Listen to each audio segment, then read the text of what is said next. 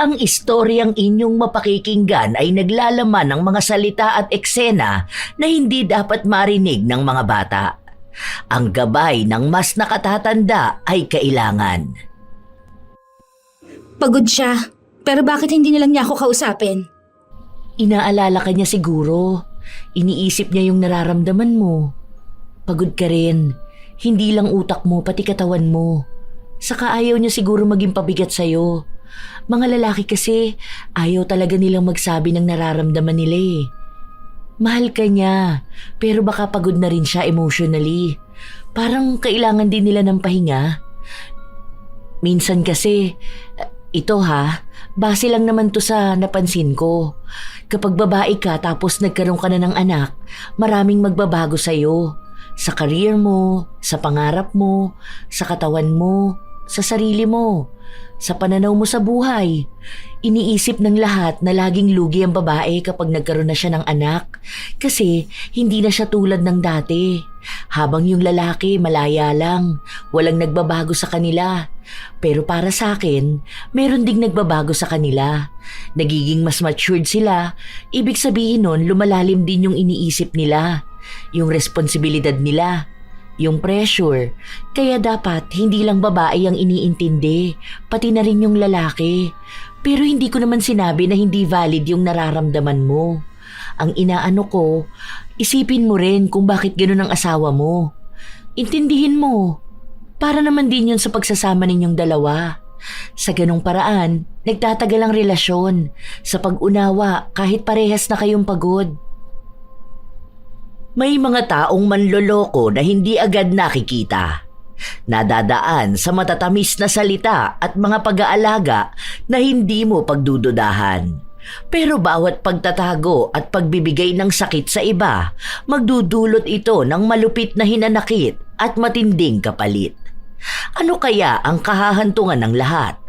Magiging payapa ba ang pagsasama o patuloy na magbabayad sa pagkakasalang ginawa? Sabi, wala ka pa rin bang boyfriend? Nakakagulat ka naman, te. Akala ko naman kung anong sasabihin mo. Bigla ka ba namang nanahimik dyan eh? May niisip ka na pala. Para kang sinatita kung magtanong kailan ako mag-aasawa. Wala lang, naisip ko lang. Kasi ikaw na lang ang walang asawa sa inyong magkakapatid. Wala pa akong nakikilala na maayos, te. Yung dati kong BF, wala naman yung kwenta. Puro pasarap sa buhay. Gusto ko naman makakilala ng lalaking responsable, no? Ay, may ipapakilala ko sa'yo. Sa birthday ni Bochog, invite ko siya. Mabait yun. Tropa ko yun noon. Single din siya.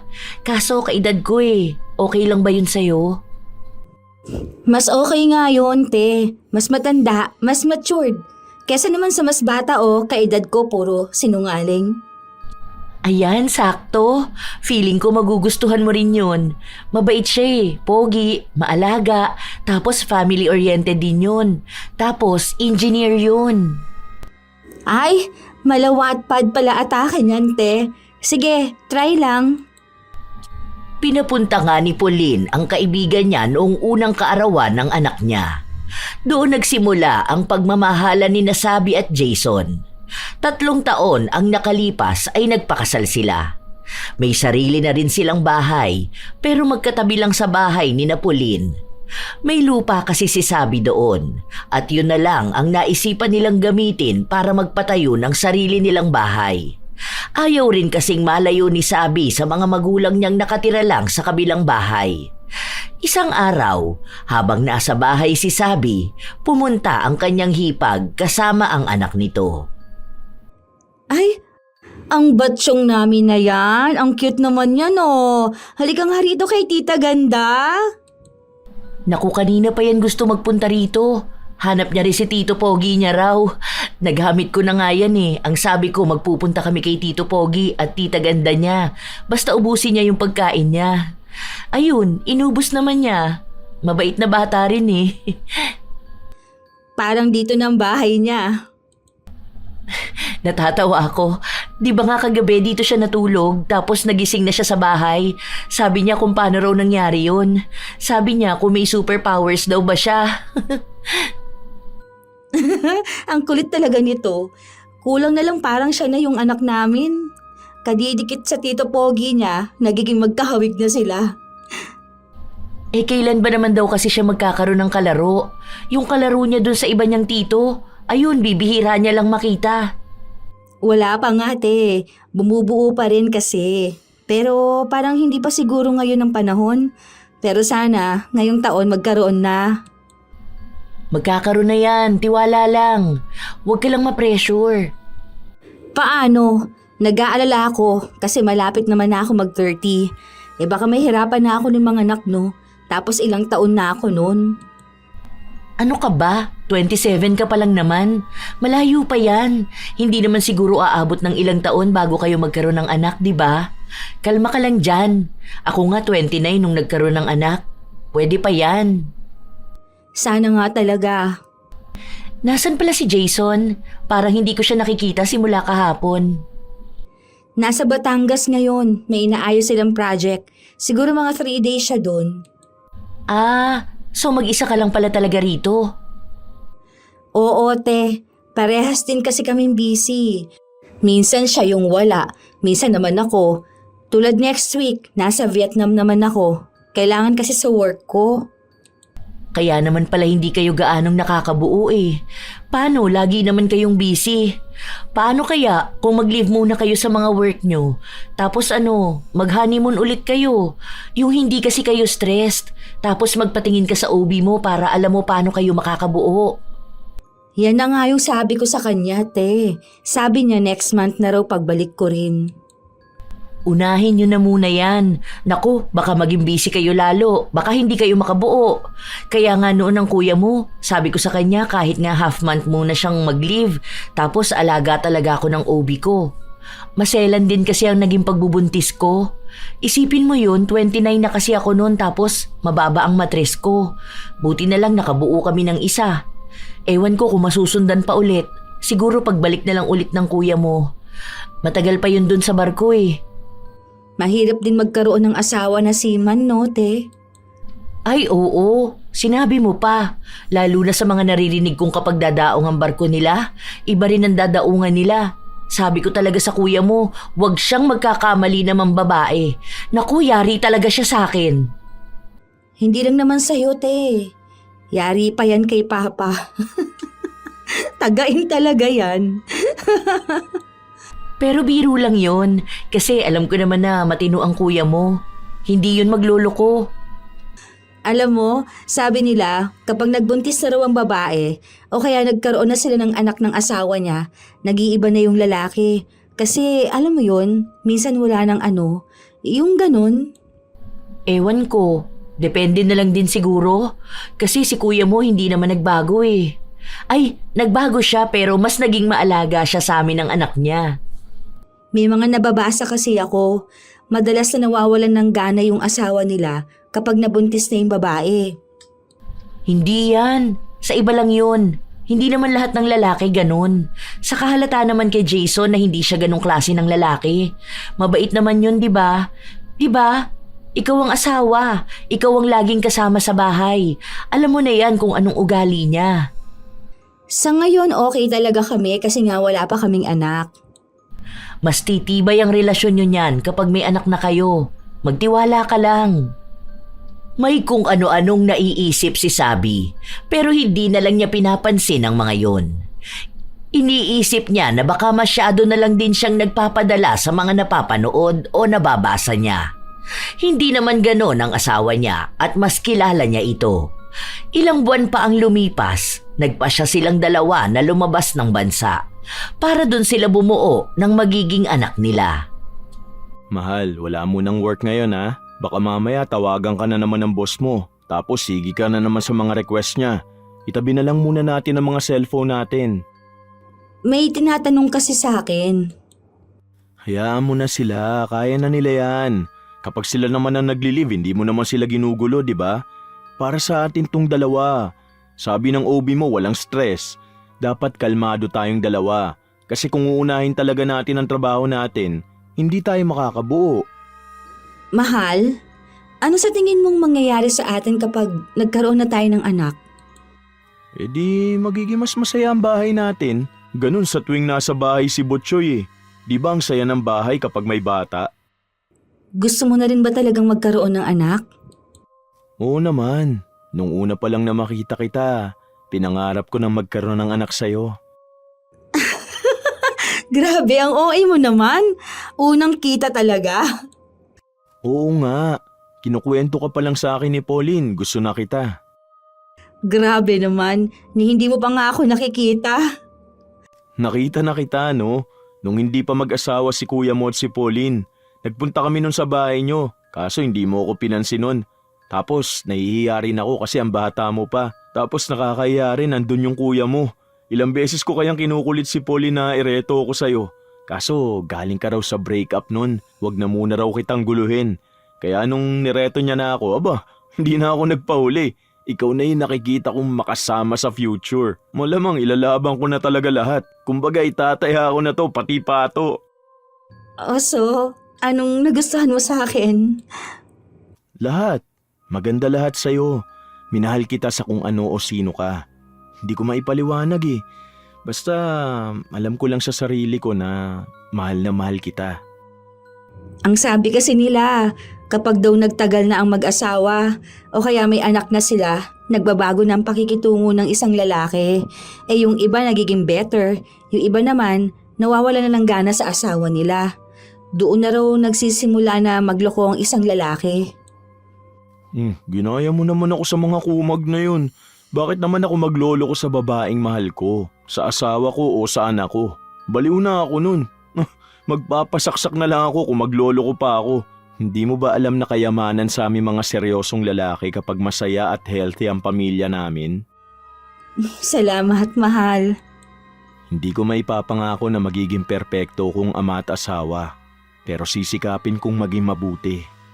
Naniniwala naman ako sa'yo. Naging masaya ang bawat gabi nila. Parehas nilang pinagsasaluhan ang kanilang pagmamahalan. Hanggang sa lumipas ang mga araw at linggo, dumating ang magandang balita na matagal na nilang inaasam. Buntis nga ako, mahal. Grabe, ito na yun.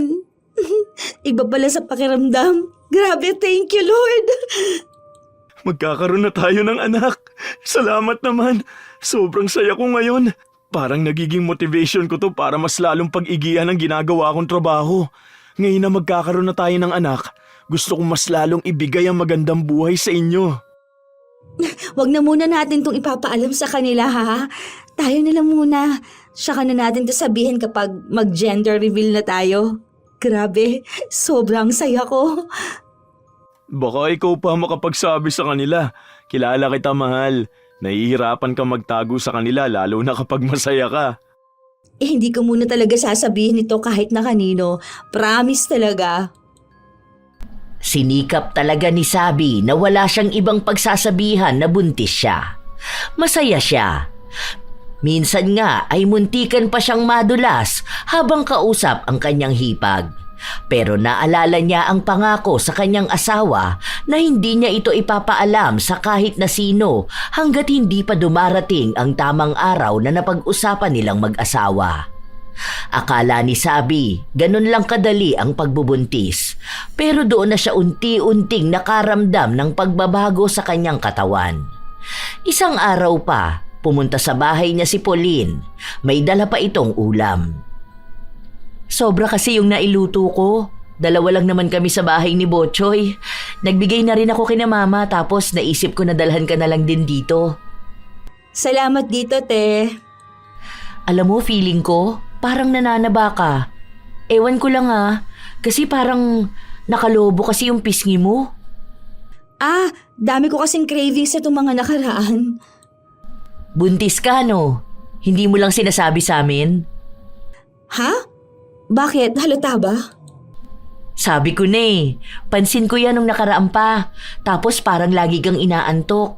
Nung nasa bahay tayo ni na mama, wala kang ibang ginawa kundi kumain. Tapos maya-maya aawayin mo na asawa mo. Alam ko na yan.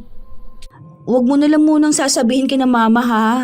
Kasi ang balak sana namin sa gender reveal na. Mukhang halata naman pala masyado. Feeling ko alam na rin yan ni na mama. Hindi lang nila sinasabi kasi nga hinihintay nila yung moment nyo. Ay, ganun ba talaga siya kahalata? Hindi ko na ata maitago. Okay lang yan, ano ka ba? Kayo naman yan eh. Kung gusto nyong i-announce na agad, edi okay lang. Kung sa gender reveal pa, okay lang din naman. Hindi rin naman natin to ipagkakalat.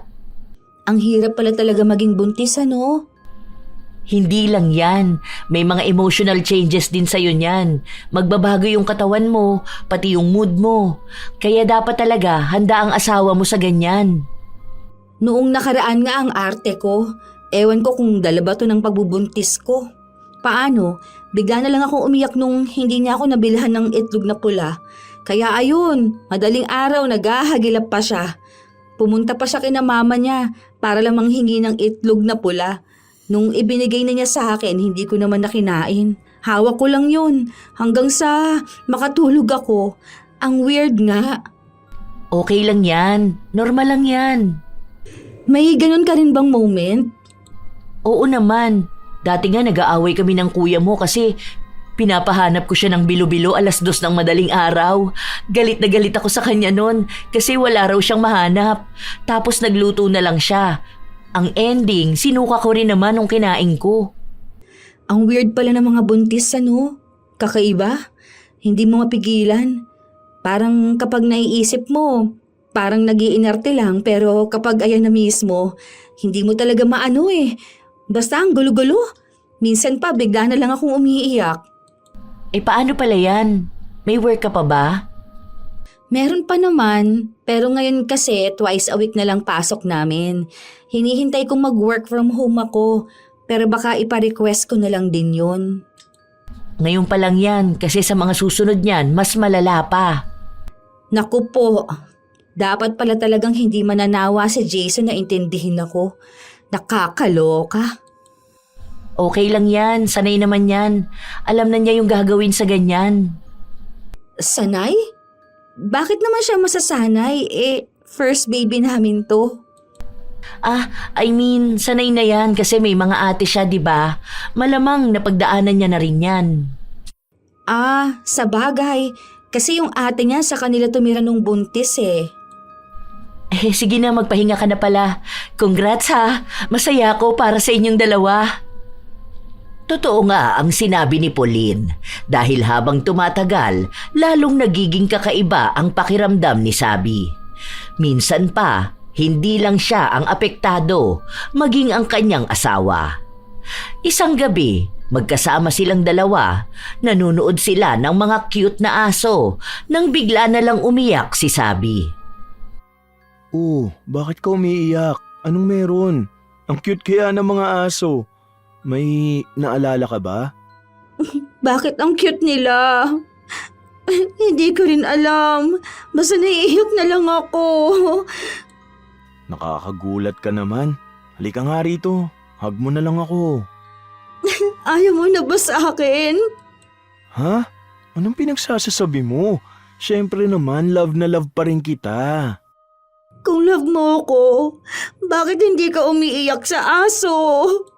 Ha? Iiyak din ba dapat ako? Hindi mo na ako mahal.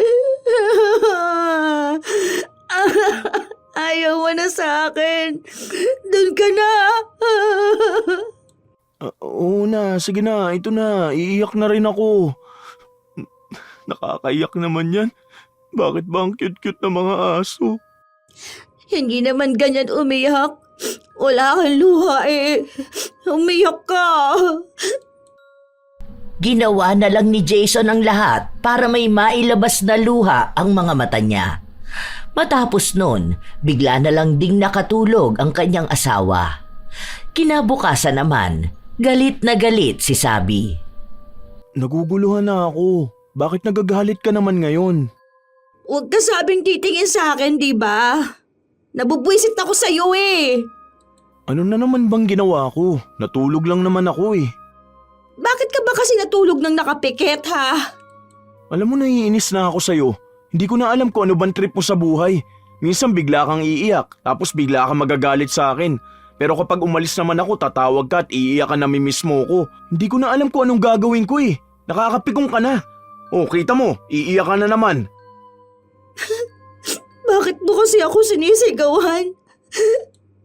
May trabaho pa ako. Bahala ka na dyan sa buhay mo. Ang gulo mo. Ilang araw na hindi nagpakita sa kanya si Jason. Panay siya tawag sa asawa dahil gusto na niya itong makita. Pero sinabi lang sa kanya na may proyekto ito sa kabilang bayan, kaya isang linggo siyang mawawala. Doon na nagsimula na manlamig ang relasyon nila. Habang lumilipas ang ilang mga linggo at buwan, lumalaki na rin ang tiyan ni Sabi. Paminsan-minsan na lang siyang inaatake ng kung ano sa emosyon niya. Pero nagagawa na niya yung pigilan. Dahil sa pagbubuntis niya, nawawala-wala na ang asawa niya. Hindi na ito katulad noon. Hanggang sa nanganak siya, parang wala lang si Jason. Nagpapakita ito pero hindi niya ramdam ang emosyon. Mahal, pasuyo naman ako. Pakuha naman ako ng inumin. Hindi ako makagalaw kasi baka magising si baby. Kaya mo na yan. Alam mo naman nakahiga na ako eh. Aabutin mo lang naman kasi mas malapit ka. Wag na, matutulog na ako. Itulog mo na lang din yan. Ganon sila madalas. Malaki ang naging pagbabago kay Jason simula nung nagkaroon sila ng anak. Hindi nito napanindigan ang ipinangako niya. Kahit na naroon siya, madalas na pakiramdam ni Sabi ay mag-isa lang siya. Dahil yun din naman ang unang beses niyang naging ina, pakiramdam niya ay hindi niya kakayanin.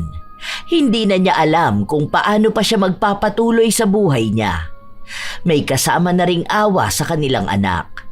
Isang araw, bumisita si Pauline sa kanyang hipag. Nagdala pa ito ng pagkain niya. Puyat na puyat ka. Halika nga, tulungan na kita mag-alaga dyan sa anak mo. Ako na lang ang magpapatulog. Ikaw, magpahinga ka na. Ang lalim ng mga mata mo. Ganito ba talaga maging inate? Hindi ko pala to kaya. Ang hirap. Mahirap lang yan ngayon kasi maliit pa ang anak nyo. Nag-a-adjust din ang katawan at emosyon mo. Mahirap pero masaya maging ina. Hayaan mo, tutulungan ka naman namin.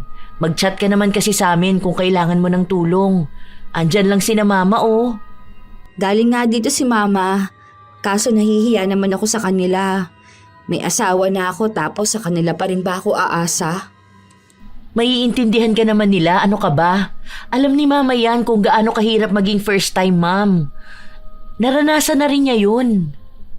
Ang hirap, te. Huwag mo na lang to sasabihin sa iba ha. Kasi feeling ko iba na sa akin si Jason. Anong iba? Bakit? Nagtatalo ba kayo palagi? Kasi alam mo yung parang andyan siya pero wala siya. Yung magkatabi kaming natutulog pero wala siyang pakialam sa akin. Tapos kapag umiiyak ako, ni hindi man lang niya ako pinapatahan. Feeling ko talaga hindi na niya ako mahal eh. Ito na siguro yung sinasabi nilang malaking pagbabago sa isang lalaki at sa isang babae kapag nagkaroon na ng anak. Kasi hindi lang sa asawa pati sa sarili nagkakaproblema.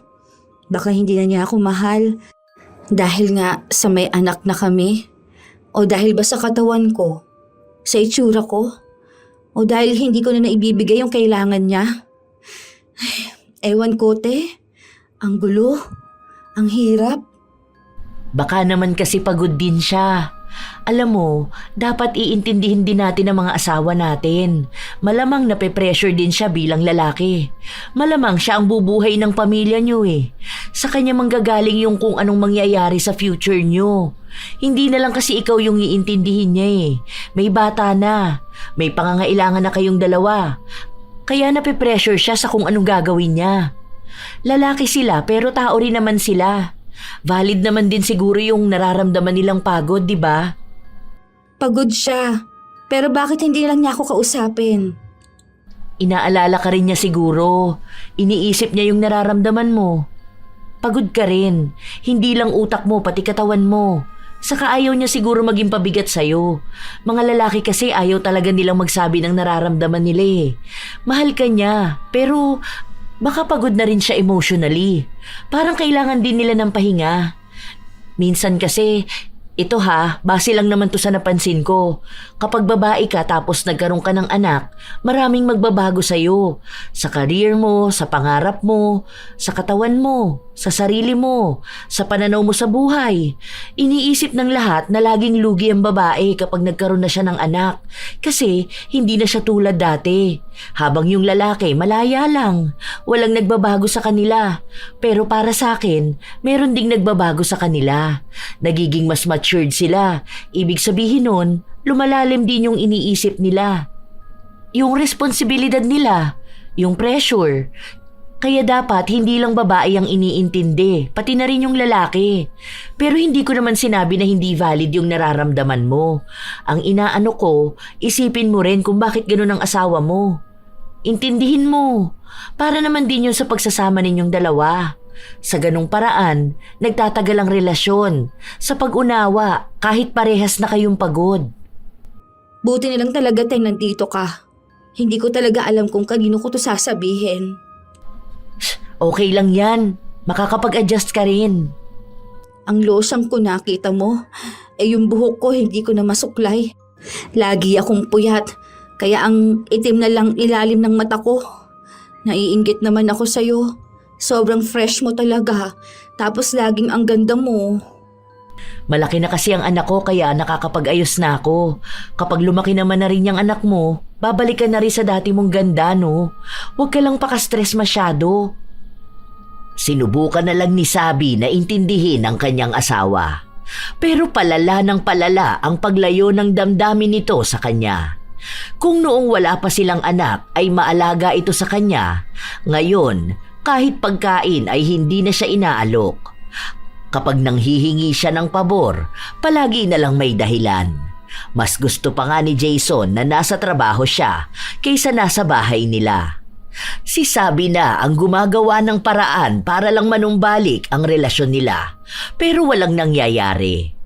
Hanggang sa isang araw, bigla na lang siyang kinutuban. Kauuwi lang din ni Jason galing sa isang linggo niyang trabaho sa malayo. Bakit ngayon ka lang? Di ba dapat kagabi ka pa nakauwi? Nag-hotel ako. Hindi ko na kaya mag-drive pa uwi. Hindi mo na kaya?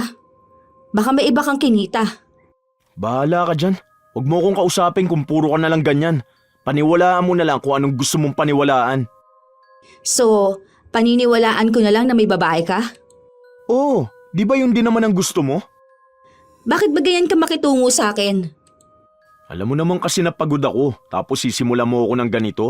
Mabuti sana kung inayos mo man lang yung pagtatanong sa akin, pero pinagdudahan mo na agad ako. Anong gusto mong mangyari niyan? Nagtanong ako, pero iba yung tono ng pananalita mo. Akin na ang cellphone mo. Bakit ba? Ano bang problema mo? Bakit mo ako pinagtataasan ng boses? Dahil nakakapikong ka na. Utang na loob pagod ako sa trabaho ko, kaya wag mo naman na akong paghinalaan. Nagtatrabaho ko para sa pamilya natin tapos ganito ka sa akin? Nakakasawa ka na. Nakakasawa na ako? Anong gusto mo? Maghiwalay na tayo? O sige, kung yan naman pala ang gusto mo Sige, lumayas ka rito. Lumayas ka sa pamamahay ko. Talagang lalayas ako. Nakakasawa yung pag-uugali mo. Buwisit! Walang pagdadalawang isip na umalis si Jason. Sobrang sakit noon para kay Sabi, pero hinayaan na muna niya ang asawa. Akala niya ay babalik din si Jason ng gabing yun, pero hindi. Kahit na tumawag sa kanya ay wala. Talagang hindi nagparamdam sa kahit na anong paraan. Walang ibang ginawa si Sabi kundi ang umiyak. Ang sakit ng dibdib niya. Hindi niya alam kung siya ba ang may mali na pinalayas niya ang asawa. Hanggang sa halos 2 linggo nang hindi nagpaparamdam sa kanya si Jason. Isang araw, humingi siya ng tulong sa ina na hanapan siya ng yaya ng anak niya. Babalik na kasi siya sa trabaho. Gusto niyang magpatuloy na lang sa buhay. Iniisip niyang baka nga hindi na sila magkakabalikang mag-asawa. May mga payo siyang nakuha sa kanyang mga magulang na makakatulong sa relasyon nila. Pero hindi na siya umaasa pang magiging maayos silang mag-asawa. Bilang ina, iintindihin na lang ni Sabi ang kanyang anak. Pwede naman na rin siyang makabalik sa trabaho kahit na 5 buwan pa lang ang nakalilipas simula nung nanganak siya. Pinayagan naman siya sa trabaho, lalo pa 3 araw lang naman sa 1 linggo ang pasok niya. Hindi kasi siya naaprubahan na magtrabaho sa bahay dahil nakuha na ng kasama niya ang posisyon para doon. 1 linggo na simula nung bumalik siya sa trabaho, saka lang ulit nagpakita sa kanya ang asawa. Anong ginagawa mo dito sa bahay? Sorry na. Ayusin na natin tong relasyon natin. Ilang buwan kang walang paramdam, tapos uuwi ka at sasabihin mong sorry? Sorry lang? Ano bang gusto mo? Bibilan na lang kita ng pagkain. Yung paborito mong pagkain. Nagpapatawa ka ba? Tingin mo ba hindi ko yan kayang bilhin? Lahat ng kailangan ko at kailangan ng anak ko, mabibili ko. Intindihin mo naman ako. Napagod ako. Na-pressure ako. Ah, yun ang paraan mo para magpahinga. Yung takbuhan ng responsibilidad mo. Ikaw lang yung pagod. Sino ba yung walang tulog palagi? Sino ba sa atin yung hirap na hirap ang katawan? Pero nakita mo ba ako nagreklamo? Bigla na lang ba akong nawala? Tapos babalik ako dahil nakapagpahinga na ako sa malayo? Bigla kang nawala. Ni hindi ko nga alam kung buhay ka pa. Kung sinong kasama mo. Kung may bago ka na bang pamilya. Intindihin mo naman sana ako. Pangako, babawi ako sa inyo ng anak natin. Wala akong pakialam sa'yo. Noong mga sumunod na araw, umuuwi na si Jason sa bahay nila. Nagyayaya ito sa asawa pero hindi pinagbibigyan ni Sabi. Hindi na rin naman niya alam kung mahal niya pa ba ang asawa, pero parang nagsasama na lang sila sa iisang bahay dahil lang sa kasal sila at may anak sila. Pero hindi na nag-aaksaya ng oras si Jason na suyuin siya. Wala na siyang maramdaman kundi panlalamig na lang. Hanggang sa isang gabi, umuwi si Jason na maraming marka sa kanyang leeg. Ang saya siguro ninyo ng babae mo. Masyado nang gigil sa'yo eh. Oh. Ang dami niya no? Anong madami? Yang chikinini sa leeg mo. Chikinini? Hindi to chikinini. Malamok kanina sa site. Ang laki naman pala ng lamok na yon. Sinipsip na lahat sa'yo. Hindi na nagpaliwanag si Jason. Hindi na rin naman naghahanap si Sabi.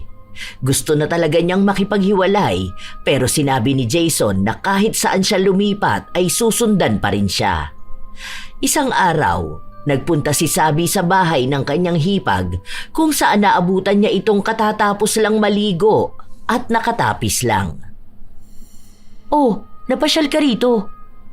May kukunin kasi ako te. Yung yung hiniram mong blender. Ay, oo pala. Wait lang ha, naligo kasi ako at napakainit. Grabe nga yung init ngayon eh. Parang ang alinsangan talaga. Ang lagkit ng pawis ko. Baka uulan ito sa susunod na araw. Ang dami bang lamok dito sa inyo, te? Wala naman lamok dito. May ginagamit kami. Try mo yun para hindi lamukin ang anak mo. Send ko sa'yo ang link. Hindi naman kami nilalamok ng anak ko. Ang nilalamok yung asawa ko. Ang dami niyang kagat ng lamok eh. Parang lamukin kayong dalawa. Kasi ganyan din mga kagat ng lamok niya eh. Oh. Yung nasa leeg mo ba? Ah, ito ba? Sa park ko to nakuha. Nung nakaraan sinumpong ako ng allergy ko kaya pinagkakamot ko. Ah, kaya naman pala. Yung blender te, kunin ko na. Kasi kapag akin talaga gusto ko sa akin lang mismo eh. Kaya nga sabi ko kay kuya, ibigay niya mga kailangan mo. Para hindi ka mangapit bahay at manghiram ng pag-aari ng iba. Grabe, para naman yung linya sa mga pelikula. O sige, wait lang. Ito na. Salamat para sa pagpapahiram mo sa akin. Walang anuman. Meron nga akong hiniram mong gusto kong ibigay na sa'yo. Pero kung gusto mo lang naman ha? Ay, gusto mo talaga yon. Oh, ano ba yan? Asawa ko? Nasa asawa ko pa kasi ginagamit niya pa. Pero baka hindi na niya gagamitin next month eh. Iyon na lang. Salamat dito. Marunong ka rin pala magbalik. Para bang may ibang katauhan na sumapi kay Sabi nung mga panahon na yon. Hindi niya alam kung bakit bigla na lang siyang nagkaroon ng pagdududa kay Pauline at sa asawa niya. Alam niyang malabong mangyari yon pero hindi imposible. Ayaw niyang paniwalaan pero sunod-sunod na ang naging pahiwatig. Kapag aalis si Jason, aalis din si Pauline. Minsan, pinapaiwan ni Pauline ang anak niya sa biyenan niya. Tapos si Jason naman may biglaang proyekto.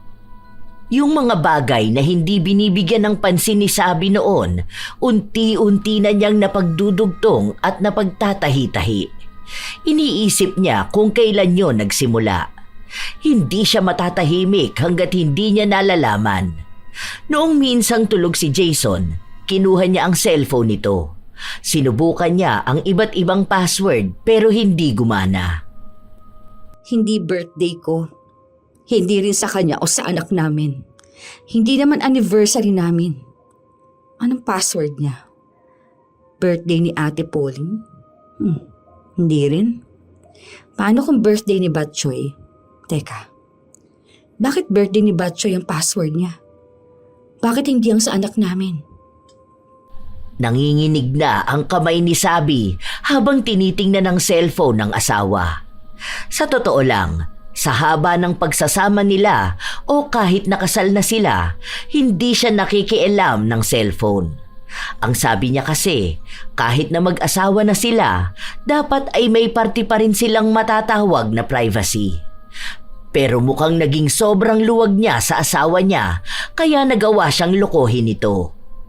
Nanghina ang tuhod niya sa mga nakita niya. Nakatago sa isang folder ang mga lumang litrato ni Pauline at Jason. Pati na rin ang mga video noong buntis si Pauline at hinahalikan ni Jason ang tiyan nito. Tinatawag niyang anak ang nasa sinapupunan ni Pauline. Hindi na niya kailangan pang magtanong. Doon pa lang ay alam na ni Sabi ang lahat. Hindi na niya kayang makita pa ang mga susunod. Napatunayan na niyang matagal nang may relasyon ang dalawa. At baka kaya siya nireto kay Jason para mas mapalapit sila sa isa't isa nang walang pagdududa na kabit ni Pauline si Jason. Simula noong nakita ni Sabi ang ebidensya, hindi na niya matingnan ng maayos ang dalawa. Nandidiri na siya. May mga kopya siya pero ayaw niyang isiwalat agad. Gusto niyang magdusa muna ang dalawa bago lumabas ang katotohanan. Sa susunod na 3 buwan pa naman ay uuwi na ang kuya ni Sabi. Doon niya ibubuko ang dalawa. Isang araw pa, habang nasa bahay lang ang mag-asawa, hiniram muna ng nanay ni Sabi ang anak niya. Kaya silang mag-asawa lang talaga ang naiwan. Mahal, gusto mo bang magbakasyon tayo? Marami akong ginagawa. May tinatapos akong project. Hayaan mo na lang muna yan. Gusto ko kasi makasama ka ulit eh. Yung tayo lang dalawa. Yung masaya. Hindi yung panay na lang tayo away. Sige na. Hindi mo ba nakikita may ginagawa ako? Bakit ba akong kinukulit mo? May regla ba yung babae mo kaya hindi ka makaisa? Ano bang pinagsasasabi mo? Wala akong ibang babae. Okay, sabi mo eh. Alam mo, kung takot ka sa sarili mong multo, wag mo naman sana ako idamay. Kasal tayo. May sinumpaan tayo. Ibang sumpa yung gusto kong sabihin. Ayusin natin to. Gusto kong bumalik tayo sa dati. Sorry na. Babawi naman ako.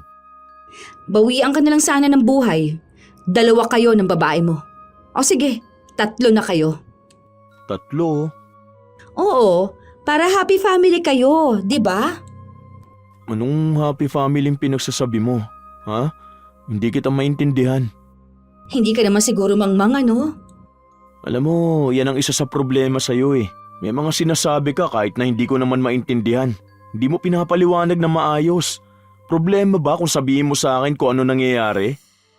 Ikaw nga, hindi ka umaamin sa akin, di ba? Tapos ako, gusto mong sabihin sa'yo kung anong problema? Wala akong aaminin dahil wala akong ginagawang masama.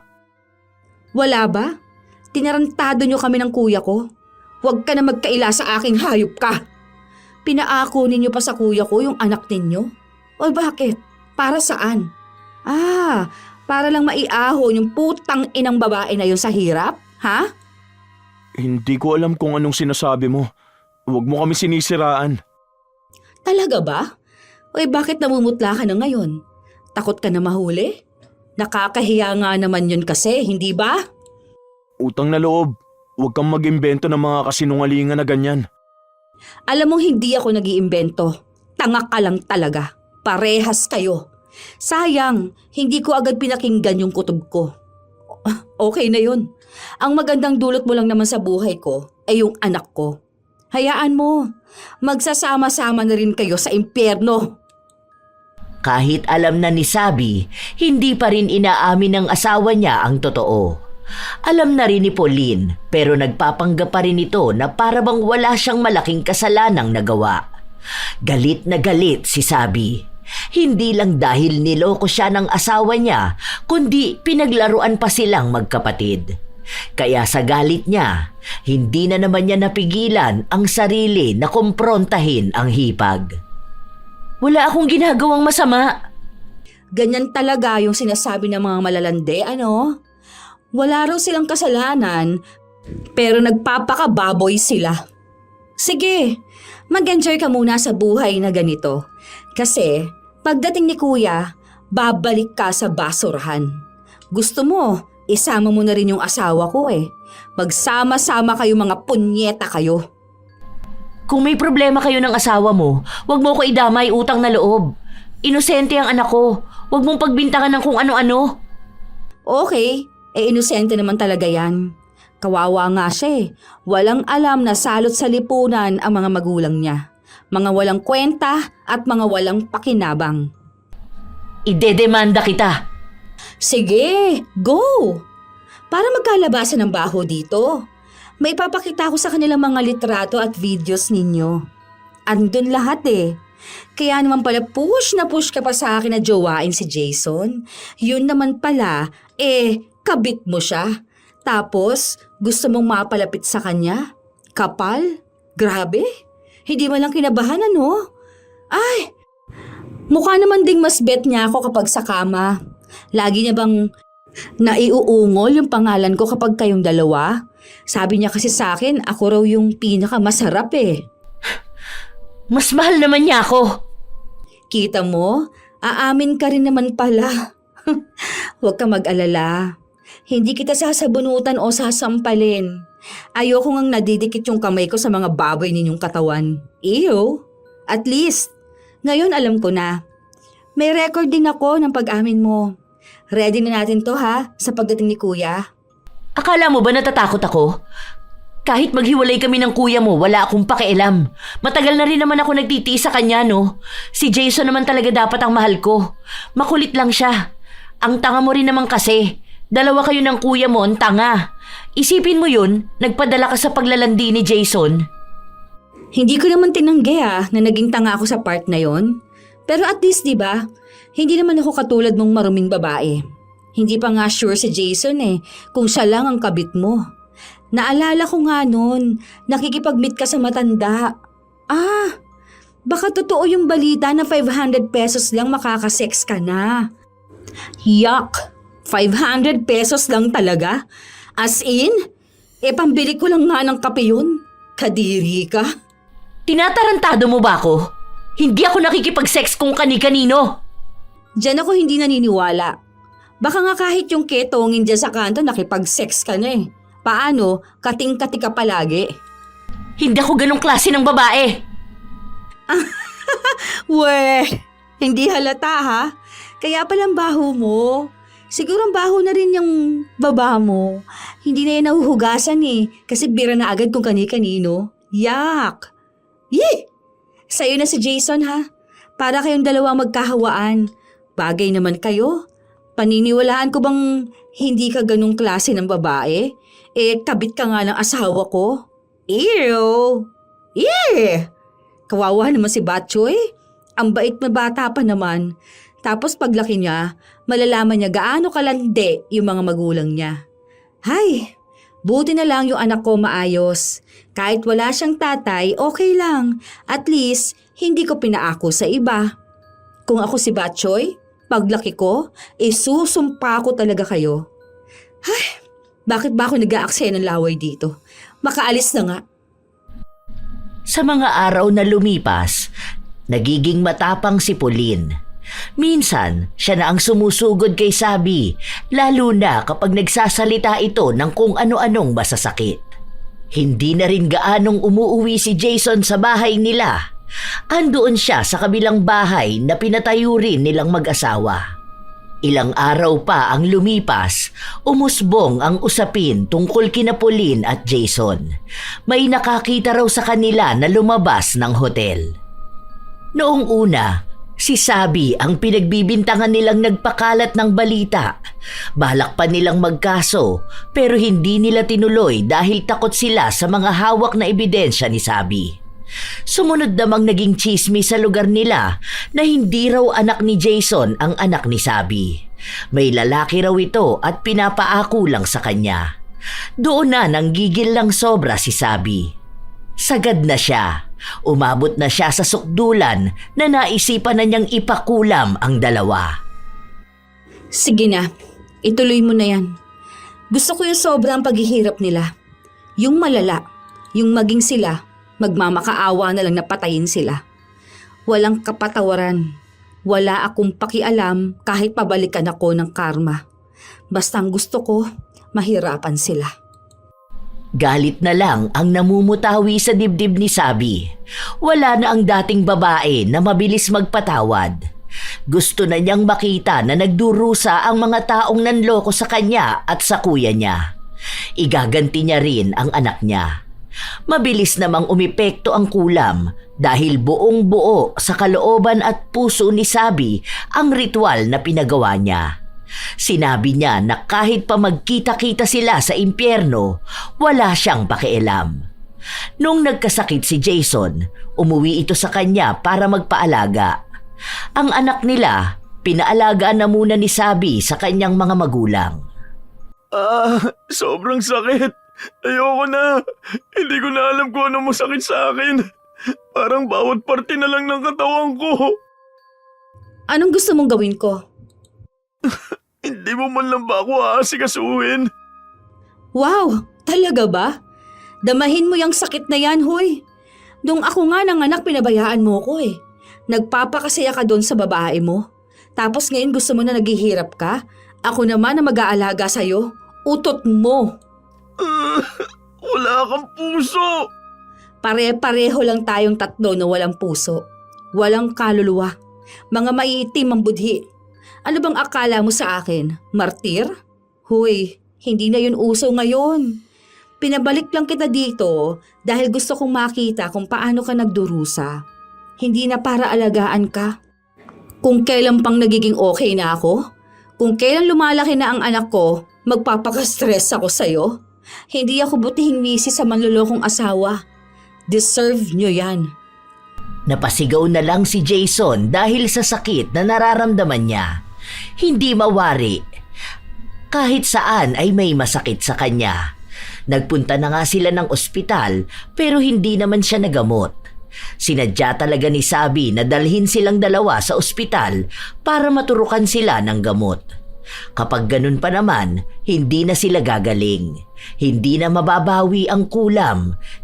Hindi na rin magagawa ng paraan ang albularyo. Hanggang sa dumating na rin ang kuya ni Pauline.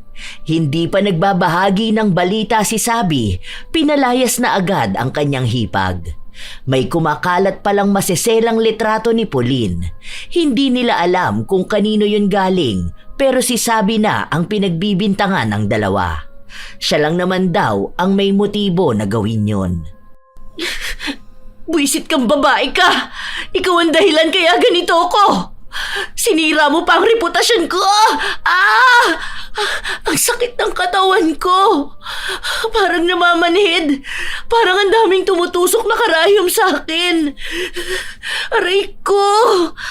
Hindi ako nagpakalat nun. Baka sa mga pinagsendan mo. Bakit ko sa skandal mo?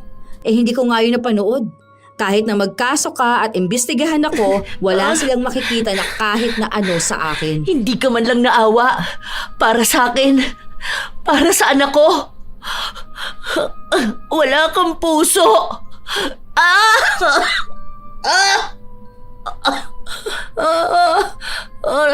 Sobrang sakit. Ayoko na. Parehas kayo na sa buhay ni Jason, ha? Iisa lang ata utak ninyo. Parehas na bulok. Ay, ang saya naman makita na hirap kayo. What if magkasama na lang kayo sa iisang bahay, ano? Tapos ganito na lang. Magsama na lang kayo na para mag-asawa. May isa pa kaming bahay doon. Doon na lang kayo. Di ba? Parehas kayong gumawa sa sakit. Ay, buti na lang hindi pa alam ni Kuya na hindi niya anak si Botchoy. Ano kaya ang mangyayari sa bata, no? Ay, teka lang. Mabait naman si Botchoy. Pwede naman niya ipaampon niya yon. May kamag-anak kami sa malayo na walang anak eh. Ganun na lang. Total, hindi mo rin naman maaalagaan yung bata. Animal ka! Huwag ang anak! Huwag ang anak ko! Uy, hindi ko pinakikialaman ng anak mo. Dinadala ko nga siya sa maayos eh. Mabait yung kamag-anak namin ngayon kasi malamang kapag nalaman ni Kuya na hindi niya anak yung tinuring niyang anak, naku magagalit yun. Saan dadalhin si Botchoy? Sa ampunan? O, paano kung hindi maayos yung aampun sa kanya? Tulad nung mga napapanood ko? O kaya, ano ba? Ibabalik sa inyong dalawa ni Jason? Ay, shoota. Paano niyo naman maalagaan yung bata? Kung sarili nga ninyo, hindi niyo maalagaan. May mga sakit kayo, oh. May malasakit ako sa bata. Sa inyo lang talaga wala. Patuloy na inaasar ni Sabi ang hipag. Naaawa naman talaga siya sa bata pero hindi niya rin naman yon aalagaan at lalo naman ang kuya niya. Walang matirhan si Pauline dahil wala naman siyang mga magulang. Hindi niya alam kung sino ang tumulong dito pero ramdam niyang ang asawa niya. Kahit kasi may sakit ito ay may komunikasyon pa rin silang dalawa. Mapera si Jason. Kaya wala lang sa kanya kung gagastos siya para kay Pauline. Bilang kabit niya naman ito, gagawin niya talaga ang lahat para maging ligtas ito. Isang beses pa, noong nasa bahay si Sabi, nagpunta doon ang kuya niya. Oh, Kuya, pupunta pa lang naman sana ako sa bahay niyo. Kaso naunahan mo ko. Inasikaso ko lang kasi tong si Jason, pero paalis na rin sana ako. Hindi nagsalita ang kanyang kuya. Agad na sinuntok nito si Jason. Walang ginawa si Sabi dahil wala naman siyang pakialam kung nasasaktan ang asawa niya. Sa totoo lang, masaya pa nga siya. Ginulpi talaga si Jason. Ang daming dugo ng mukha niya. May mga pasa din siya. Tumigil lang ang kuya ni Sabi noong si Jason na mismo ang nagmamakaawa. Hindi rin ito nagsalita at agad na ring umalis. Bakit hindi mo walang pinigilan ng kuya mo? Ginulpi na niya ako. Idedemanda ko siya. Nagpapatawa ka ba? Paano mo naman yun idedemanda? Ikaw pa nga may atraso sa kanya. Kala mo naman may makikinig sa'yo. Pwede ako maging testigo na hindi kasalanan ni Kuya kung bakit ka nabugbog. Handa ka talaga magsinungaling para lang parasahan ako? Hindi pa ba sapat tong sakit na nararamdaman ko, ha? Hindi pa yan sapat. Hindi pa ako nasisiyahan eh. Gusto ko yung talagang naghihirap ka na.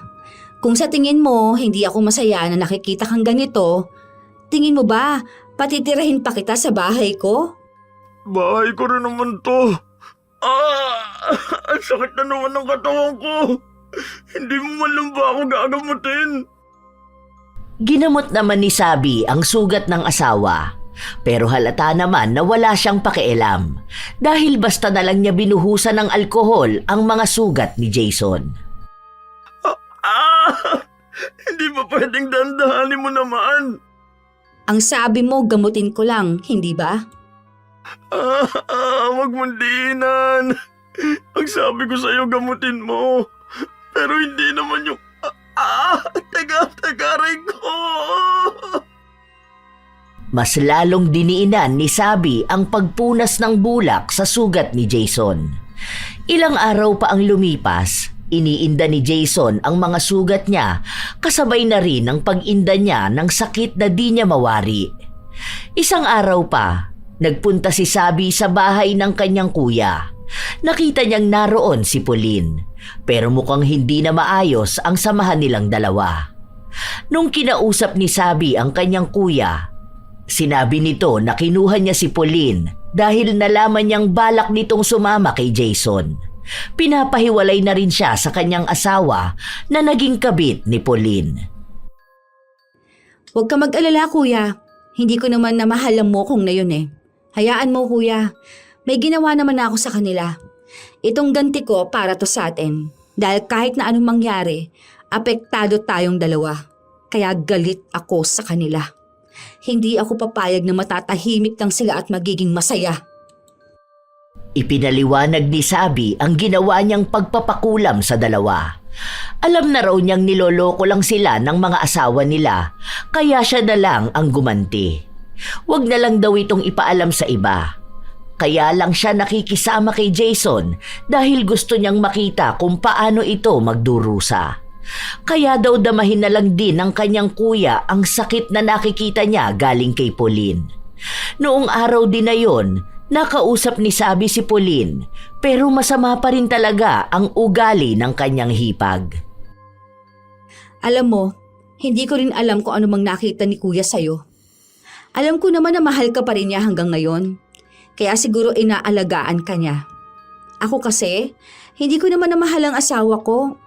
Mahal ko yung idea na napaparusahan kayong dalawa. Sobrang satisfying, sa totoo lang. Tandaan mo, sa oras talaga na gumaling ako, gagantihan kita. Ikaw pa ngayon ang galit, ha? Ako na nga yung tinarantado ng ilang taon. Ang bait mo pa sa akin, tapos ikaw pa nagpapayo sa akin. Ang ending, ikaw naman pala yung kabit. Kung hindi ba naman makapalang putang inang mukha mong animal ka, hindi ba? Pasalamat ka. Ang sakit. Oh, namimilipit ka na naman Aray ko. yung sa sakit. Alam mo, ikaw na nga ang dapat na magpasalamat. Isipin mo yun, kahit na alam ko na kung anong ginawa ninyo, hindi ko pa rin kayo pinapatay. Hindi ko alam kung ano bang nakita ni Jason sa'yo. Wala ka namang binatbat sa akin. Noong una, napapatanong pa ako kung ano bang kulang sa akin. Kung may mali ba sa akin bilang babae. Pero napagtanto ko, hindi naman dapat ako yung nagtatanong ng ganyan. Tapos, naisip kong bigla na masyado nga pala akong mataas. Binabaan ko na nga lang ang standard ko nun kay Jason pero hindi pa rin niya naabot. Tapos pinagbigyan ko na lang. Tinirantado pa ako, no? Kaya hindi ako yung mali. Hindi ako yung kulang. Parehas lang talaga kayong malandi. Parehas kasi kayong talunan. Hindi kayo makapantay sa amin ng kuya ko Ganon siguro talaga mga niloloko.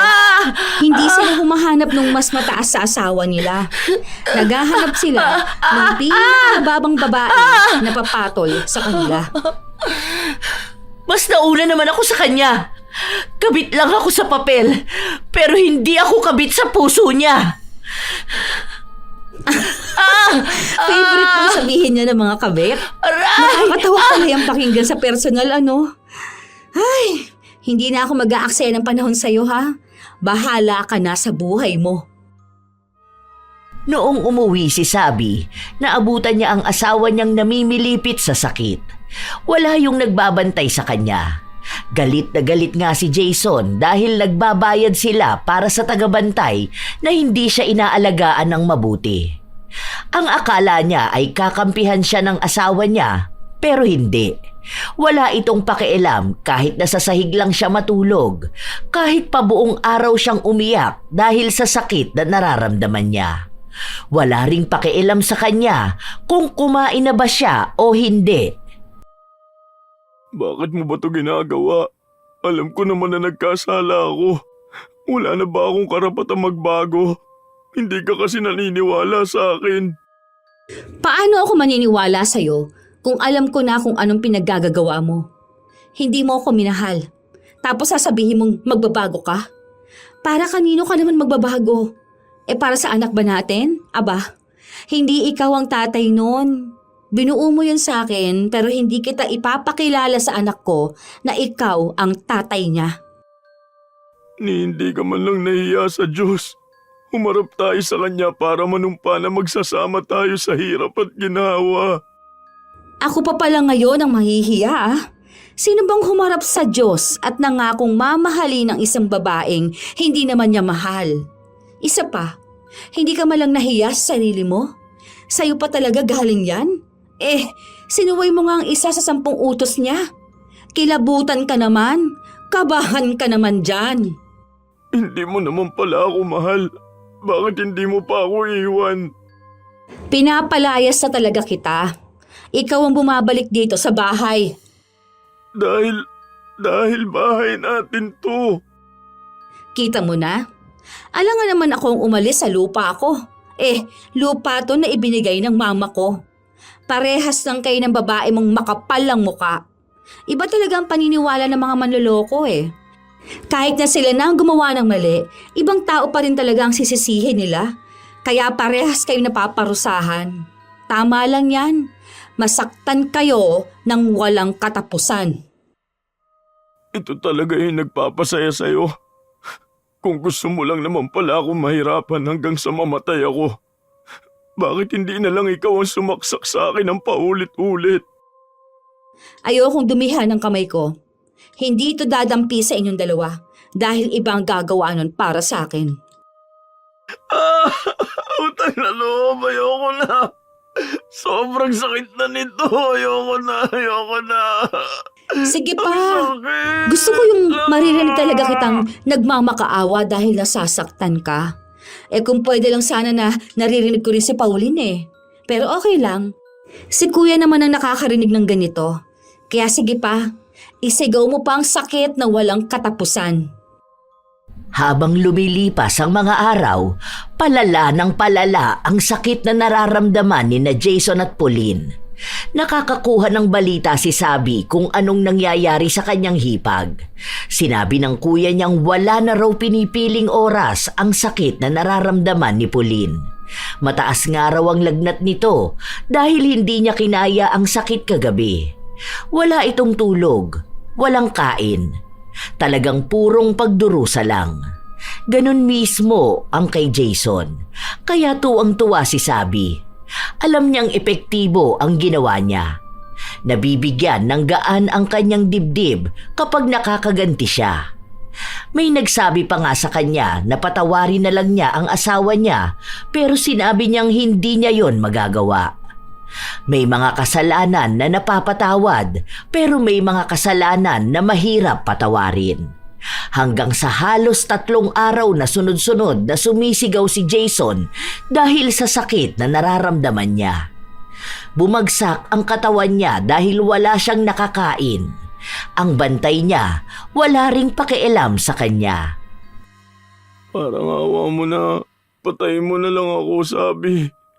Ikuha mo ako ng kutsilyo kahit na ako na lang ang papatay sa sarili ko. Utang na loob.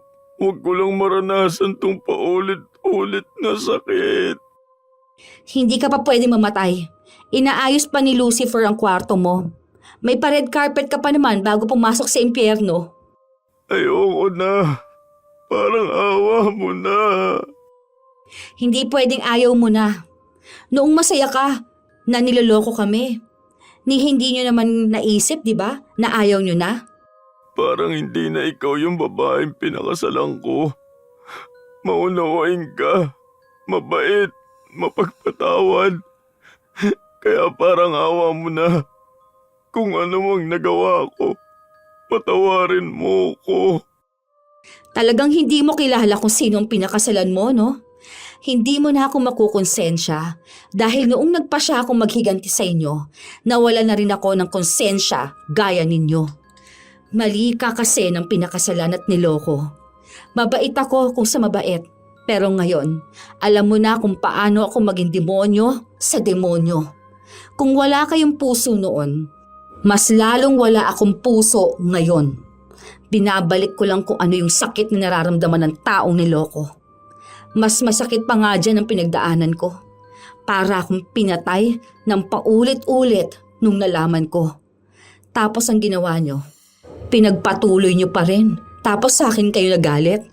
Ngayong wala na kayong pagpipilian, tsaka kayo hihingi ng tawad. Wala na. Tapos na. Wala na nga ako na madaling magpatawad. Dapat lang yang mangyari sa mga tulad ninyo na manloloko. Muli na namang namilipit si Jason sa sakit. Ilang beses siyang nagmamakaawa at humihingi ng tawad sa asawa niya, pero wala talaga siyang napala. Hindi na ito ang utu-utong sabi na madaling mapakiusapan. Ibang sabi ang nakikita niya ngayon. Ganon din ang akala ni Pauline. Akala niya ay mapapatawad siya ni Sabi. Noong dumalaw kasi si Sabi sa bahay ng kanyang kuya, kinausap siya ng hipag. Ano ba yan? Pinag-isipan nyo ni Jason? Iisa ata ang script na gamit nyo, no? Kasi parehas kayo nagmamakaawa at humihingi ng tawad eh. Totoo na talaga to. Gusto ko na rin makabawi sa kuya mo. Miss na miss ko na rin ang anak ko eh. Gusto ko na ulit magkaroon ng masayang pamilya. Masayang pamilya? Oh, hindi naman anak ni kuya yung anak ninyo ni Jason. Mabait si kuya, kaya hindi niya magantihan yung bata. Tapos pamahal na rin siya. Hayaan mo na yan. Para naman maipakita ko kay kuya na talagang nakakaganti na siya. Kahit wala siyang ginawa. Walang kapatawaran to eh. Ginago niyo ko. Kami ni kuya. Maniwala ka man sa akin o hindi. Mahal ka ng asawa mo. Doon ako sa hindi ako naniniwala. Kaya wag mo na akong anuhin. Hindi mo na ako mauutot eh. Hindi ko na yan pakikinggan, no? Nireto mo sa akin yung kabit mo. Angas mo dun. Husay. O tapos kayo hihingi ka ng tawad. Kapag nakakita ka na lang ng kulay orange na uwak, magpapatawad talaga ako. Totoo ang sinasabi ko. Hindi lang masabi sa'yo ng asawa mo. Kaya makinig ka na lang. Magkapatawaran na tayo. Balik tayo sa kung ano tayo noon.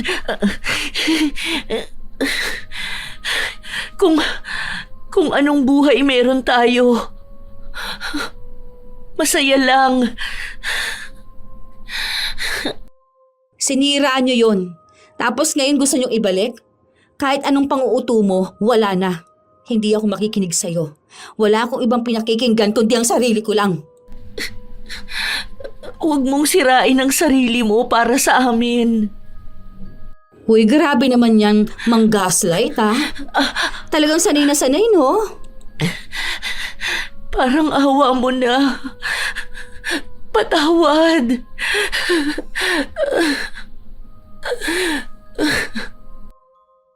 Kahit hirap na si Pauline, lumuhod siya sa harapan ni Sabi. Halos handa na rin itong halikan siya sa paa, basta hilingin lang ito ni Sabi. Iniisip niya na yon ang paraan para magpatawad ang hipag, para lang maging malaya na rin sila sa sakit na nararamdaman nila. Pero walang ni katiting na awa o konsensya na nararamdaman si Sabi. Dahil sa tuwing titingnan siya sa mata ni Pauline, wala siyang nakikitang sinseridad. Sa halip, para bang minamaliit pa ang galit niya at inaakala na ganun lang siya kadaling magpatawad at mauto. Ang nag-iisang tao na pumasok sa utak ni Sabi na naaawa siya ay ang anak niyang nadamay sa kalokohan ng dalawa. Kaya mas lalo siyang nanggagalaiti sa galit. Kaya lang kayo humihingi ng tawad dahil wala na kayong pagpipilian. Kilala ko na ang karakas ninyo eh. Walang masamang tao na nakikita ang mali niya. Kaya lang sila humihingi ng tawad para magawa ulit nilang manipulahin ulit yung taong nagawa nila ng mali. Hindi ko tatraydorin ang sarili ko para magpatawad. Kung ang ibang tao kaya magpatawad, pues ako hindi. Magdusa kayong dalawa. At gusto ko na makita yon. Tinalikuran ni Sabi ang hipag na nakaluhod pa rin. Buo ang paninindigan niya sa mga sinabi niya dahil hindi siya nagpapaapekto sa kahit na sino. Kahit paggamitan siya ng salita ng Diyos dahil alam niyang ang mga gumagamit nun para ibato sa kanya, mga taong masasama at marurumi. Kaya wala silang karapatan na konsensyahin at pilitin siyang magpatawad, lalo na kung ayaw niya naman talaga. Isang araw, nasa bahay lang siya. Nakita niya si Jason na marumi ang suot na damit. Kakakain lang kasi nito. Hindi siya pinakain ng bantay niya. Inabutan lang siya ng pagkain. Kahit pa nga anong pagalit ni Jason sa nagbabantay sa kanya, hindi ito nakikinig. Dahil mismong si Sabi ang nag-uutos dito na hayaan lang at huwag asikasuhin kung hindi naman kailangan. Bakit ka nakatitig sa akin? Masaya ka ba na ganito ang itsura ko? Na ang pangit ko na ang payat ko. Tapos sobrang nahihirapan ako. Bakit ka humihingi ng tawad sa akin tapos ganyan ka pa rin makipag-usap? Anong dahilan? Para saan kung magpapatawad ako, ha? Alam kong kinukulam mo kami. Nanghingi ako ng tulong sa tiyahin ko. Gumagawa na sila ng paraan para mabalikan ka ng kulam. Makakarma ka rin naman. Sana nagpatawad ka na lang, di ba? Sabi ko na nga ba, hindi totoo yung paghingi ninyo ng tawad sa akin eh. Buti na lang matalino ako. Hindi ko ginagamit ang emosyon ko kapag nagdedesisyon ako. Magpakasaya ka na ngayon. Dahil sa mga susunod, babalikan ka rin ng karma. Okay lang, at least nakaganti ako sa inyo.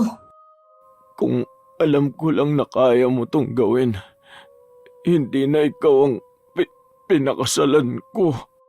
Okay lang din, kasi ako rin naman. Parehas lang tayo nagsisi sa kasal na to. Siguro iisa lang ang hindi ko pinagsisihan, yung anak ko. Hayaan mo na. Kung babalikan ako niyang sinasabi mong karma, edi okay lang din. Hindi naman na rin mawawala yung sakit ninyo eh. Buo ang kumpiyansa ni Sabi na hindi magagamot ng albularyo ang dalawa. Kung sakali man na mababalikan siya ng kulam o kaya ay ipakukulam siya ng kung sino man, wala na siyang pakialam doon. Dahil nakita naman niya sa sarili niya kung paano niya naparusahan ang dalawang tao na nanakit sa kanya. Hindi man sapat ang pinagdaanan nilang sakit, sapat naman na nakaganti siya kaysa sa wala. Ilang linggo ang lumipas, wala namang nangyari sa kanya. Sa halip ay mas lumalala pa ang naging kalagayan ni Pauline at Jason. Umabot na sa punto na hindi na sila nakakakilos dahil sa sakit. Hirap silang huminga. Ang akala ko ba akong makakarma? Parang nadoble pa yata yung nangyari sa inyo. Sa halip na sa akin, sa inyo pa napunta. Parang kahit ata yung naghahatol ng karma, alam sino sa atin ang dapat na managot. Kahit na alam kong may kasalanan din ako sa paglapit sa mangkukulam. Hanggang kailan mo ba gustong makita na ganito kami? Hanggang kailan? Ha? Hanggang sa huling hininga nating lahat. Kung ako man o kayong mauna, kahit na alin doon, gusto kong hanggang sa huli, nahihirapan kayo. Wala na akong ibang hinihiling kundi yun. Magiging masaya ako kapag nalaman kong wala kayong magiging taka sa paghihiganti ko. Ganyan talaga? Ilang beses na kaming humingi ng tawad. Hindi mo magawang magpatawad. Paulit-ulit na lang tayo. Sinabi ko na sa inyong hindi ako magpapatawad ng mga taong hindi naman totoo sa mga sinasabi nila. Itaga mo yan sa bato. Ilang beses kayong humingi ng tawad sa akin, pero ramdam kong hindi yun totoo. Hindi ako tanga at hindi ako manhid. Hindi niyo ba talaga ramdam kung gaano ako kagalit na galit sa inyo, ha? Hindi pa ba halata para paniwalain ang sarili ninyo na madadala ninyo ako sa paningin niyo sorry? Kahit na para na lang sa anak natin. Sige na, ipapangako na namin at titigil na kami. Iiwas na ako kay Pauline kapag gumaling na ako. Hindi na ako magloloko. Mamahalin na kita ng totoo. Lalayo tayo. Magbabagong buhay ako. Ipapakita ko sa'yo na totoo na to. Wala akong nakikitang sinseridad. Alam mo kung ano na lang ang gagawin ko? Kami na lang ng anak kong lalayo at ipaaalam ko sa kanyang patay na ang tatay niya. Kailan ko lang din napagtanto na hindi ka naman talaga namin kailangan. Iiwan mo ko ng ganito. Kung iiwan mo lang din naman pala ako, bakit hindi mo pa ako hayaan na maging maayos? Yung hindi ganito nahirap ako. Paano ko naman bubuhayin ang sarili ko niyan? Hindi ko na kasalanan yun. Bahala ka na sa buhay mo. Basta aalis kami. Ibebenta ko na rin tong lupa ko. Babayaran kita para sa parte mo sa bahay. Pero yun na lang yun. Wala ka nang maririnig na kahit na ano mula sa akin. Huwag namang ganitong klase ng parusa. Kahit naiwan mo na lang ako, huwag mo naman akong pahirapan. Hindi. Gusto ko yung ganyang parusa eh. Para makita mo kung ano yung mali mo. Para magsisi ka habang buhay. Yung palagi mong sisisihin ng sarili mo sa anumang pinagdaraanan mo. Yung mapapasabi ka na kung mauulit lang ang panahon, hindi mo nagagawin yung kaparehas na kasalanang nagawa mo ngayon. Hindi kita patatawarin kahit na mamatay ako. Ganito na katigas ang puso ko. Dahil alam ko namang hindi ka malulungkot kapag nawala ako at ang anak ko. Kapag gumaling ka, magiging malaya ka lang. Guguluhin mo lang ang buhay ng ibang tao. Kaya tama na yan, para sagad sa kaluluwa ang parusa.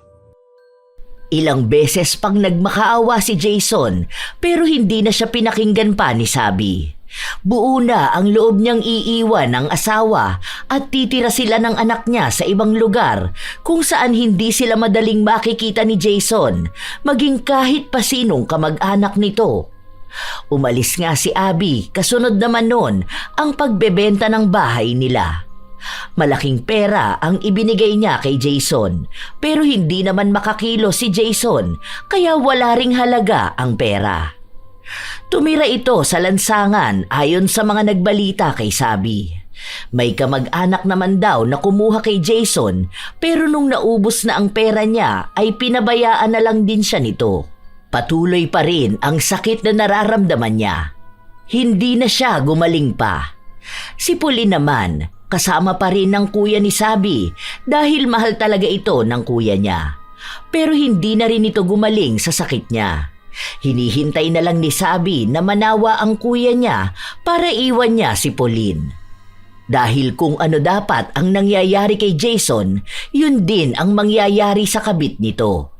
Kahit naman sabihin niyang hindi na ganun makitungo ang kuya niya kay Pauline, naglaan pa rin naman ito ng oras at pera para maalagaan ito. Pero labas na si Sabi sa desisyon ng kapatid. Ang alam niya lang, paninindigan niyang tama ang kanya. Palalakihin niya ang anak niya ng mag-isa at hihintayin na dumating ang panahon na maghilom siya. Baka sa pagkakataon na yon ay makapagpatawad na siya.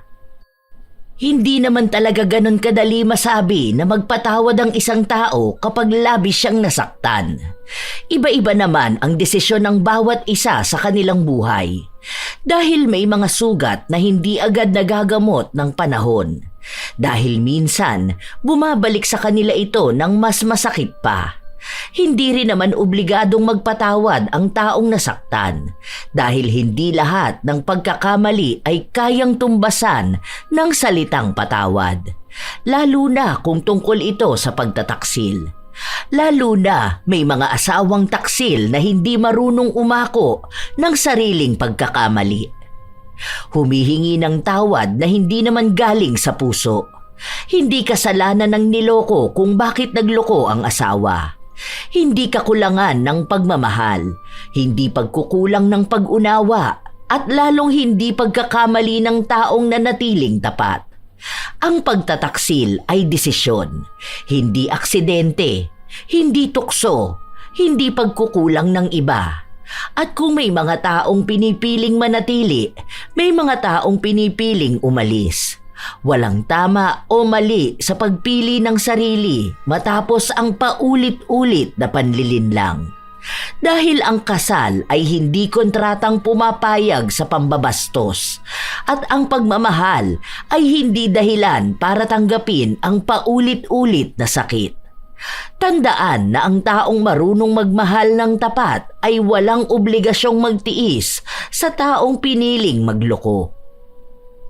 Tunay naman mga apo na mahirap talagang magpatawad kapag usaping pagluloko at maraming gusto talagang maghiganti. Kayo ba mga apo? Ano ba sa palagay ninyo? Tama ba ang naging desisyon ni Sabi na huwag magpatawad at gumanti sa mga taong nanakit sa kanya? Kung kayo ang nasa sitwasyon niya, anong mas pipiliin ninyo? Magpatawad sa ngalan ng kasal at anak o magpakalayo-layo para magsimula ng bagong buhay? Ikomento nyo na yan upang aming mabasa. Naway may aral na naging hatid ang ating bagong kwento. Ito ang inyong Lola Telang at maraming salamat sa pakikinig nyo mga apo.